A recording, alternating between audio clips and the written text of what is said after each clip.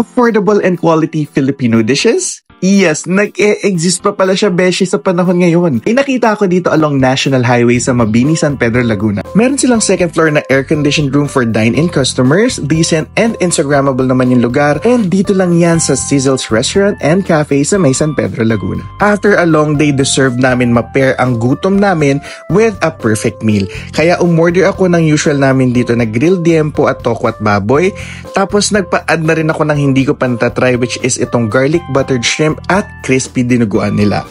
Alam mo ba kung ano ang perfect pair with these Filipino classic? Of course, beshi, edi masarap na beer tulad nitong Smirnoff Mule. And beshi, I'm sure if natikman mo na to, napakasarap nito over ice or pagkagaling lang sa ref na sobrang lamig. Kasi para lang siyang juice, literal, na medyo zesty, lemony ang lasa niya, na parang carbonated something, na perfect i-pair sa mga meats, proteins, sa mga fatty, oily food, kasi it cuts out that experience sa dila mo. Binibigyan niya ng clean slate para mas ma-enjoy mo full flavors, and perfect to sa kahit ano occasions, small wins, kahit ano pa yan, or bored ka lang talaga. Kaya mga beshi, mas nag-elevate yung Filipino dish experience namin together with Smirnoff Mule.